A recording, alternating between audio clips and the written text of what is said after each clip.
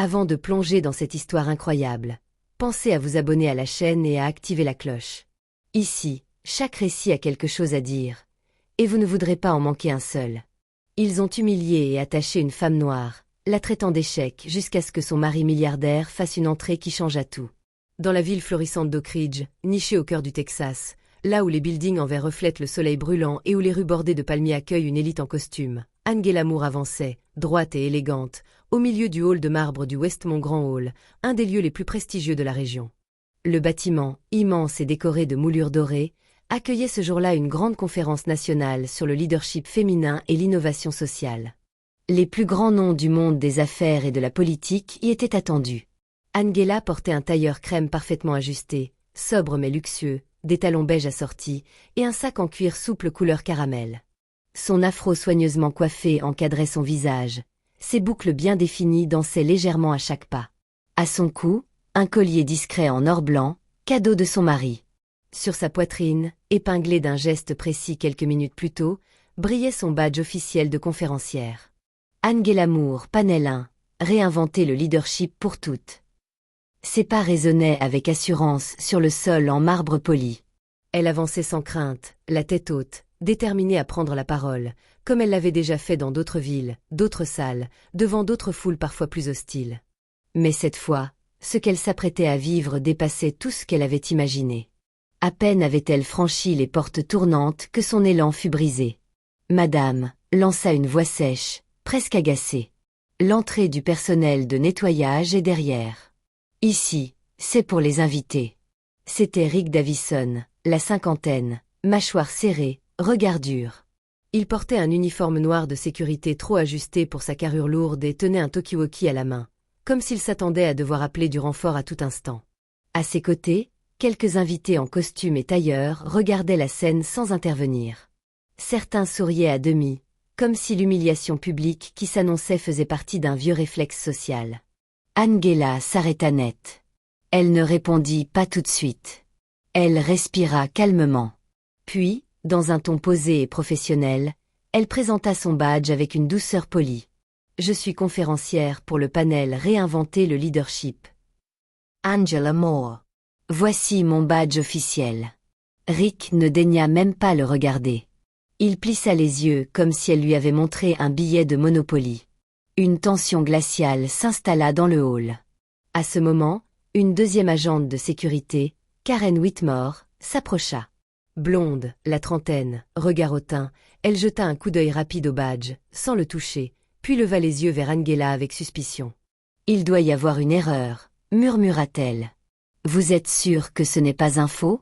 Angela sentit un frisson parcourir sa colonne vertébrale. Pas de peur. Pas de colère non plus. Une forme plus ancienne, plus douloureuse, l'humiliation familière, cette sensation d'être remise en question non pas pour ce que l'on fait, mais pour ce que l'on est. Elle savait ce que cela signifiait. Elle l'avait vécu à l'université, dans les magasins, dans les réunions. Et voilà que même au sommet de sa carrière, devant une salle où elle devait inspirer des femmes de tous horizons, elle était traitée comme une voleuse ou une intruse. Les gens commençaient à s'arrêter. Un murmure discret s'élevait parmi les invités. Quelques téléphones furent discrètement levés. Une jeune femme en robe bleue, au loin, hésita à intervenir, mais se détourna finalement, embarrassée. Le silence collectif était assourdissant. Rick fit un pas vers elle. Sans prévenir, il lui saisit le bras avec rudesse. « On va vérifier tout ça. Suivez-moi, maintenant. » Angela se dégagea avec dignité. « Je n'irai nulle part sans parler à l'organisatrice ou au responsable du protocole. Vous êtes en train de faire une erreur grave. » Mais ses paroles tombèrent dans le vide. Rick fit un signe à Karen. Les deux agents la cernèrent et en quelques secondes, la traînèrent de force hors du hall, sous les regards confus, gênés ou indifférents des invités. Elle fut conduite à travers un couloir de service, mal éclairé, qui sentait le produit d'entretien et l'humidité. Une porte métallique grinça. Ils l'installèrent dans une petite pièce sans fenêtre, où étaient entreposés des balais, des chariots, des seaux. Karen sortit de sa poche une paire de liens plastiques, ceux qu'on utilise parfois pour les arrestations improvisées, et attacha les poignets d'Angela à une chaise en métal, comme une criminelle. « Tu penses que mettre un tailleur de luxe fait de toi une patronne ?» lança Rick, Mukiur. Tu peux acheter des fringues, mais t'achèteras jamais ta place ici. Angela ne cria pas. Elle ne pleura pas. Son regard, fixe, se perdit dans le vide devant elle. Pas celui de quelqu'un qui abandonne, mais celui de quelqu'un qui attend. Quelqu'un qui sait que l'histoire ne se termine jamais là où les bourreaux le pensent. Son souffle était lent. Maîtrisé. Elle savait exactement qui elle était. Et ce qu'il venait de déclencher. Dans sa poche intérieure, bien cachée, un petit bouton venait d'être pressé. Un simple clic. Un dispositif discret de sécurité, conçu par son mari lui-même. Il avait un nom poétique, Silent Echo. Et ce clic venait d'envoyer un message d'alerte, avec sa localisation précise. Dans l'auditorium principal du Westmont Grand Hall, le panel d'ouverture approche. L'agitation monte. Les fauteuils en cuir noir sont presque tous occupés par des figures du monde des affaires, des universitaires renommés et plusieurs responsables politiques. Les caméras sont prêtes, les journalistes spécialisés installés. L'éclairage est tamisé avec soin, et un immense écran affiche en lettres dorées. Réinventer le leadership, pour un monde plus équitable. L'animateur de la conférence, Jonathan Rees, un présentateur télé bien connu pour son ton enjoué, regarde nerveusement sa montre.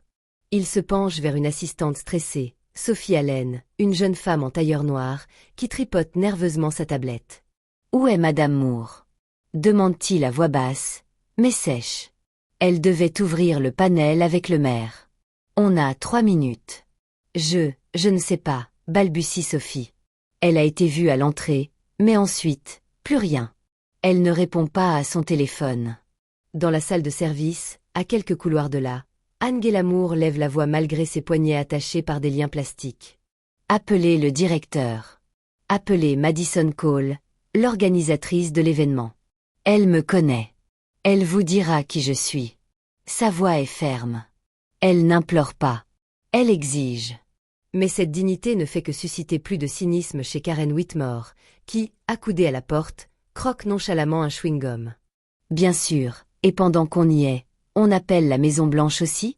T'as encore combien d'impostures à sortir? Rick, lui, se contente de soupirer. Il sent que quelque chose cloche, mais son orgueil est trop engagé pour reculer. Il croit avoir raison. Il croit maîtriser la situation. Il ignore totalement que cette pièce étroite et sans fenêtre est sur le point de devenir le centre d'un ouragan médiatique. Pendant ce temps, à l'aéroport privé d'Oak Ridge, à une quinzaine de minutes de là, un jet Gulfstream G700 roule lentement sur le tarmac chauffé par le soleil texan. Le pilote vient de recevoir l'autorisation de stationner. La passerelle s'abaisse avec un souffle hydraulique. Jamal Moore, 47 ans, descend lentement les marches. Grand, charismatique, vêtu d'un costume sur mesure anthracite, chemise sans cravate, lunettes de soleil sombre. Son visage est impassible, mais ses mâchoires sont contractées. Ancien enfant des rues de Détroit, il est aujourd'hui le fondateur et PDG de Moortec International, une entreprise leader dans la technologie verte, les systèmes de sécurité intelligente et les solutions d'énergie durable à l'échelle planétaire. Son téléphone vibre doucement dans sa main. Un mensaje code se affiche. Mouvement restreint. Localisation anormale détectée. Salle de service. Westmont Hall. Il s'arrête net.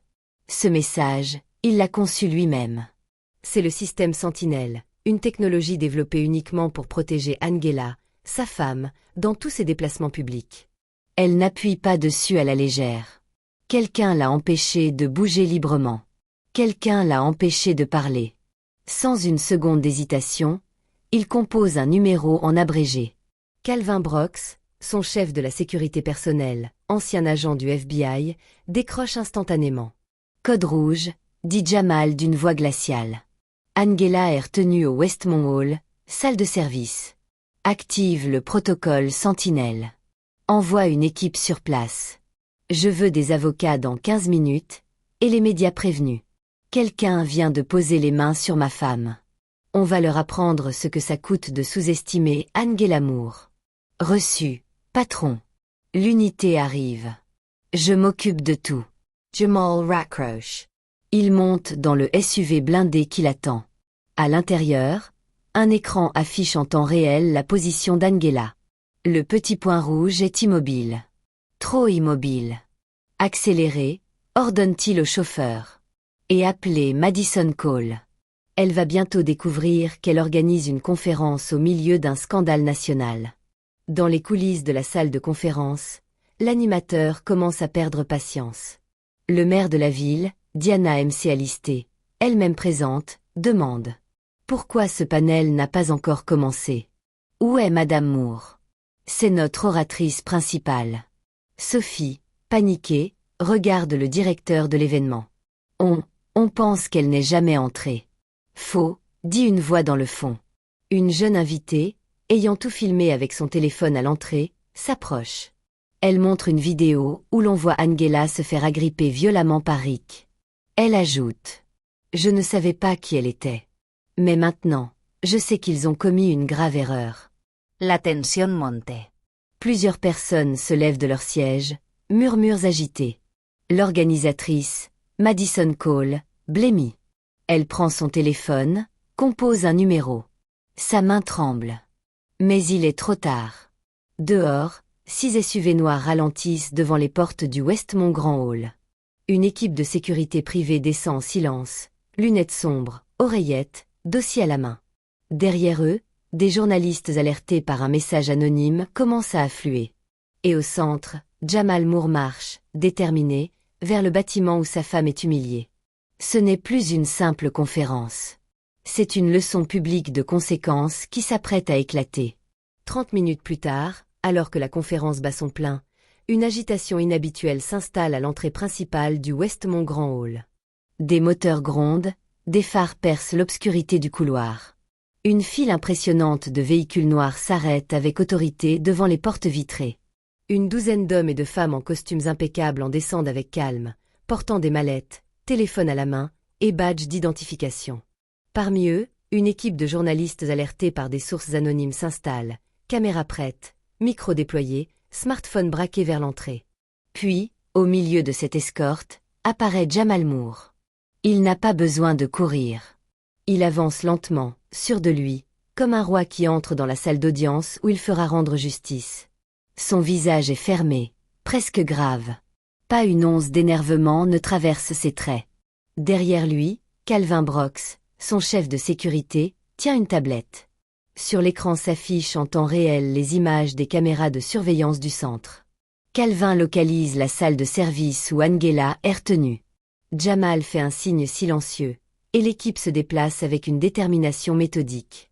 Dans la salle de service, Angela est toujours là, assise, les poignets liés, mais l'expression de son visage a changé. Elle sent la force arriver, invisible mais palpable. Quand Jamal ouvre la porte, elle lève les yeux vers lui. Son regard se remplit d'un mélange de soulagement et de fierté. Sans un mot, Jamal s'agenouille devant elle. Il sort un cutter de sa poche et tranche les liens en plastique d'un geste précis et rapide. Puis, doucement, il la serre dans ses bras, protégeant son épaule de son manteau contre le monde extérieur. Rick et Karen, les agents de sécurité, restent figés. Leurs visages pâlissent à mesure que la réalité les rattrape. Leurs gestes maladroits, leurs humiliations infligées sont désormais exposés au grand jour. Ils ont compris, trop tard, que leur erreur est devenue publique et irréversible. Jamal se relève lentement et se tourne vers eux. Sa voix, calme mais pénétrante, résonne dans la pièce. Vous avez fait une erreur que vous ne pourrez jamais effacer. Mais vous allez répondre. Devant la loi. Devant la presse. Et devant le monde entier. Il sort son téléphone et, d'un simple geste, active la diffusion en direct. Les images tournent en boucle sur les réseaux sociaux, les chaînes d'infos, les journaux en ligne. On voit Angela, attachée, impassible. On entend les propos humiliants, le refus de reconnaître son rôle légitime.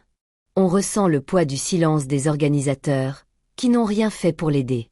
En moins de 24 heures, le nom de Westmont Grand Hall devient synonyme de racisme ordinaire, de préjugés ancrés et de discrimination systémique. Les appels à boycotter l'endroit se multiplient, tandis que des voix puissantes du monde entier s'élèvent en soutien à Angela Moore. Mais Jamal refuse de se contenter d'un simple procès.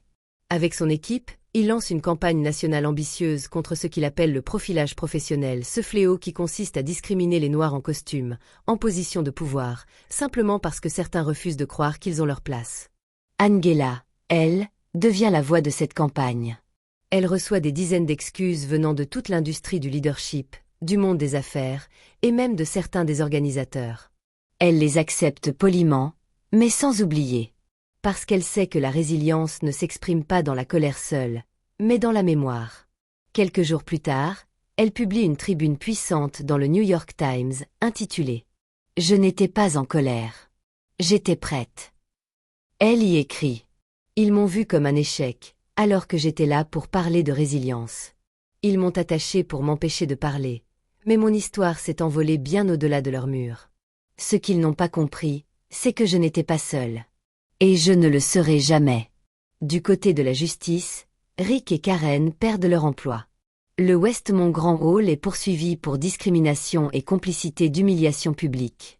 Une soirée plus tard, dans la douceur tranquille de leur maison, Angela et Jamal partagent un moment de calme sur la terrasse, un verre à la main. Les étoiles s'allument une à une dans le ciel texan. « Tu sais, » dit Angela en souriant, « ils ont cru me briser. »« Et toi ?» répond Jamal, les yeux dans les siens. « Tu les as laissés croire. Mais au final, tu leur as donné une leçon bien plus grande que la colère. » Elle hoche la tête, sereine. « Je n'ai pas eu besoin de hurler. Je n'ai eu qu'à être moi-même. Et à laisser la vérité faire son œuvre. » Leurs regards se croisent. Dans ce silence partagé, la victoire résonne plus fort que tous les cris.